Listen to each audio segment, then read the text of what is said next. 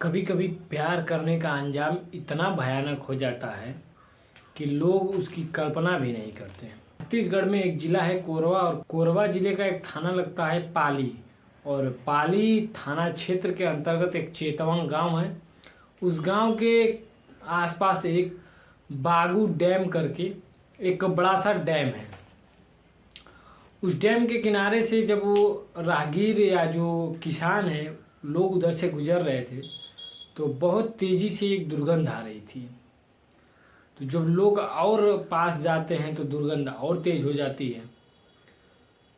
जब बिल्कुल जहाँ से दुर्गंध आ रही थी उस जगह के करीब लोग पहुँचते हैं तो देखते हैं कि यहाँ पर तो कोई मानव का पार्ट है, मानव के शरीर का पार्ट है, यानी कि टुकड़ा है। अब शोर मचाते हैं और देखते ही देख एक गांव के आसपास के लोग, वहाँ पर लोगों का एक जमघट जमावड़ा लग जाता है। और इसकी सूचना जो पाली थाना इंचार्ज होते हैं उनको दी जाती है। और पाली थाना जो इंचार्ज हैं वो अपने जिले यानी कोरबा के जो एसपी उस समय होती हैं नेहा वर्मा, एसपी नेहा वर्मा अपने साथ जो फॉरेंसिक टीम और सर्विलांस की टीम के साथ पहुंचती हैं। पहुंचने के बाद उस शव को अपने कब्जे में लेती हैं और लेने के बाद उसे पोस्टमार्टम के लिए भेज देती हैं। लोगों से इसकी पूछताछ लगातार जारी होती है, लेकिन जो स्थानीय लोग हैं उनके द्वारा ये बताया जाता है कि यह जो बॉडी का पार्ट है या जो ये टुकड़ा है वह इस गांव के आसपास किसी का ऐसा नहीं है, या उस जिले में कोई भी ऐसा व्यक्ति नहीं है जिसकी गुमशुदगी का दर्ज हो या रिपोर्ट दर्ज हो या ऐसा कोई मामला हो। अब पुलिस के लिए एक कड़ी चुनौती है कि आखिर ये पार्ट किसका है या बॉडी के जो टुकड़े हैं वो किसने किए हैं और इस हत्या की वजह क्या है। पुलिस को इसकी तलाश है और लोगों को भी ये जानने की एक इच्छा है कि आखिर ये कौन व्यक्ति है, किसके बॉडी के इतने टुकड़े हो गए और कौन हत्यारोपी है और आखिर हत्या की असली वजह क्या है। दोस्तों, आज इस पूरे घटनाक्रम को हम लोग कहानियों के माध्यम से समझने का प्रयास करेंगे। नमस्ते, प्रणाम, मैं पवन प्रजापति और आप देख रहे हैं हमारा यूट्यूब चैनल पवन प्रजापति स्टोरी।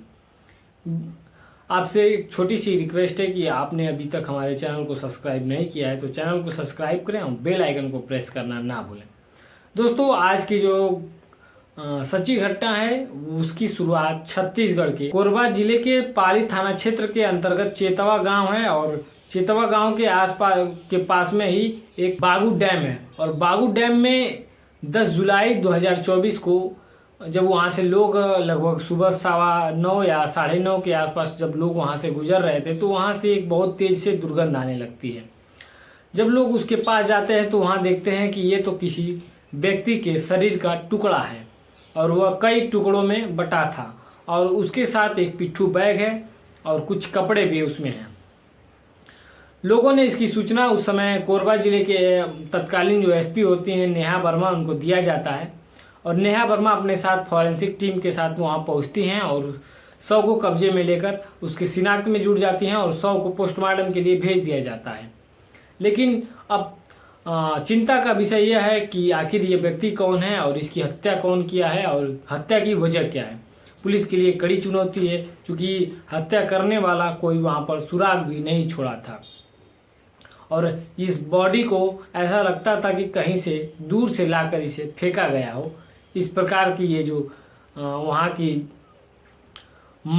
वारदात की जो अंजाम जो परिस्थिति थी, ऐसा लग रहा था कि बॉडी को पहले कई अलग अलग टुकड़ों में किया गया हो, उसके बाद दूर कहीं से यहाँ पर लाकर उसे डैम में फेंकने की कोशिश की गई हो। लेकिन समय रहते वह डैम में न जाकर बल्कि उसके किनारे पर ही वह रुक जाती है बॉडी। पुलिस जब उस बैग को अपने कब्जे में ले जाकर उसमें से जब उसकी छानबीन कर रही थी तो उसमें से एक टिकट मिलता है और वह टिकट होता है फ्लाइट का, और वह टिकट भी होता है दुबई से दिल्ली तक का।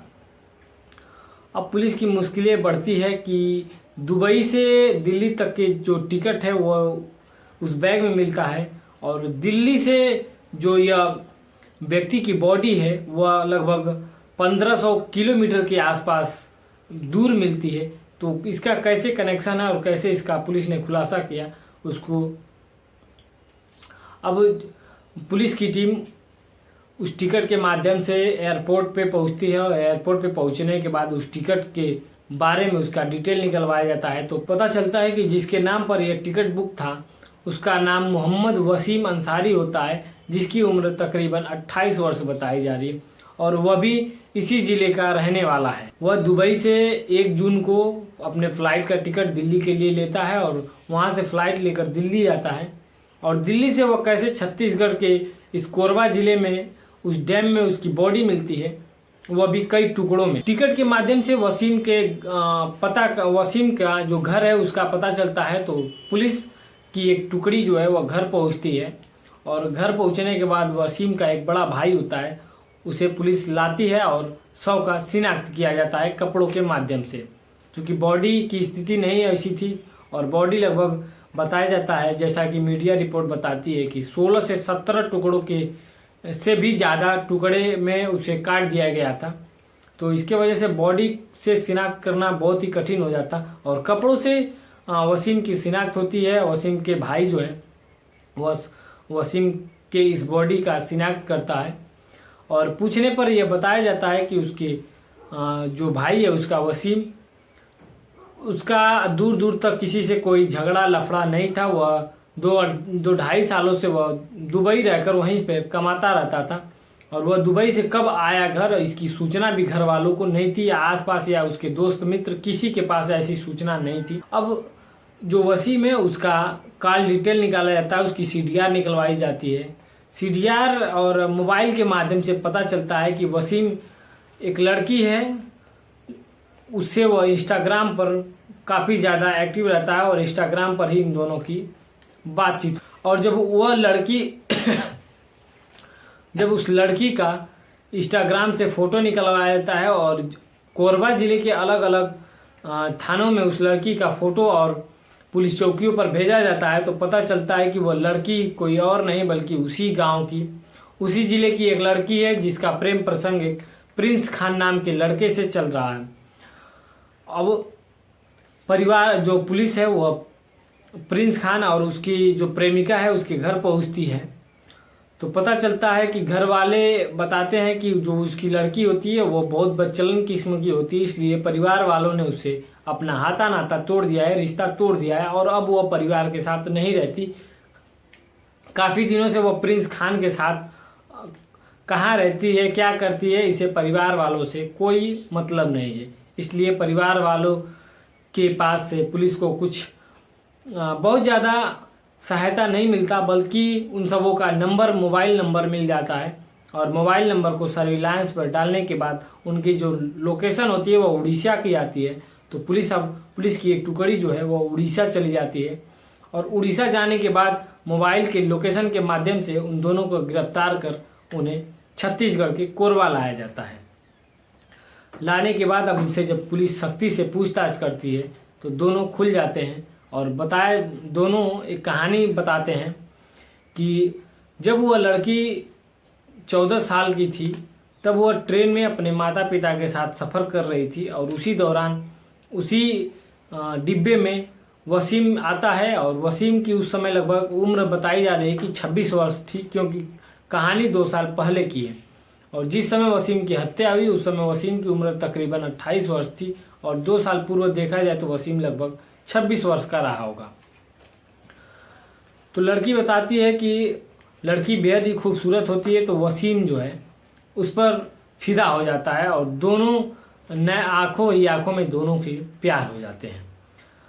जो लड़की होती है वह वसीम को बात करने का एक माध्यम बताती है, जो कि अपना इंस्टा आईडी देती है और वसीम अपने उस इंस्टा आईडी से दोनों की बातचीत होती रहती है। दोनों आए दिन बातचीत करते रहते हैं। लड़की ये भी बताती है कि वसीम जब दुबई चला गया तो उसे जब भी लड़की को पैसे की ज़रूरत होती थी तो वसीम से मांग लेती थी और वसीम पैसे भी दे दिया करता था। बदले में वसीम उससे कहता था कि तुम बिना कपड़ों के, वो लड़की बिना कपड़ों के वीडियो कॉल पर भी वसीम से बातें किया करती थी और यही एक बहाना था कि वसीम को कहती है कि अरे बस वीडियो कॉल पर बिना कपड़ों के ही बात करोगे कि कभी मिलने भी आओगे। अब मिलने का मकसद ये होता है कि जो उसका प्रेमी होता है प्रिंस खान, वो कहता है कि तुम्हारा जो बॉयफ्रेंड है वसीम, उसके पास लगता है कि बहुत पैसा है, जब तुम मांगती हो तब वो तुम्हें पैसे भेज देता है और बदले में वो तुमसे पैसा भी नहीं मांगता। तो क्यों ना हम इसके सारे पैसे एक साथ ही इससे ले लें। तो उसके लिए दोनों बाकायदे प्लानिंग बनाते हैं कि उसको बुलाया जाए और बुलाने के बाद उसके पास से जितने भी पैसे हैं उसे ले लिया जाए, और अगर वह अच्छे से मान जाता है तो ठीक है, नहीं तो उसे ख़त्म कर हम लोग यहाँ से कहीं निकल चलेंगे। वसीम को जब उसकी जो गर्लफ्रेंड है वो उसको बोलती है कि मिलने भी आओ, तो वसीम देर न करते हुए वह तुरंत दुबई से अपना किसी तरह वहाँ से कंपनी से छुट्टी लेता है और तुरंत दिल्ली की फ़्लाइट लेने के बाद वो दिल्ली आता है। दिल्ली से वह छत्तीसगढ़ आता है, छत्तीसगढ़ से वह कोरबा आता है, कोरबा से फिर वह पाली थाना क्षेत्र के चेतवा गांव में चला आता है। हालांकि कोरबा ज़िले में ही इन दोनों का भी घर होता है, लेकिन दूरी कुछ कोरबा ज़िले के इर्द गिर्द इन दोनों का भी घर होता है। और घर से बिना बताए यह वसीम घर भी नहीं जाता और वह दिल्ली से डायरेक्ट अपनी प्रेमिका से मिलने के लिए वह चेतवा गांव चला आता है। वहाँ आने के बाद एक कमरे में उसे लाया जाता है और वह कमरे में आने के बाद वह देखता है कि इस कमरे में उसकी प्रेमिका के साथ साथ एक लड़का है। वो लड़का कोई और नहीं बल्कि वही प्रिंस खान होता है। और जैसे ही वह लड़का आता है कुछ देर बाद उस लड़के के पीछे से प्रिंस खान उसके गर्दन पर एक धारदार हथियार रख देता है और उससे कहा जाता है कि जितने पैसे हैं वह दे दो।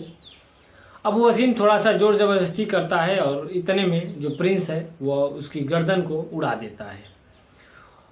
प्रिंस के घर जो है वह मीट मछली काटने का काम होता है, इसलिए उसके पास काफ़ी अनुभव होता है और वह वसीम को मारने के बाद उसके पार्ट के लगभग 16 से 17 टुकड़े करता है और उसे वह दोनों पिट्ठू बैग में लेकर और कुछ उसके जो टुकड़े हैं वह बोरे में भरकर उसे जो बागू डैम है वहाँ पर जाते हैं। और फेंकते समय जब वो 2 टुकड़े फेंक रहे थे वो डैम में फेंक दिए थे अंदर, तब तक अचानक उधर से एक पुलिस की पेट्रोलिंग गाड़ी आती है। तो ये सब बिल्कुल डर जाते हैं।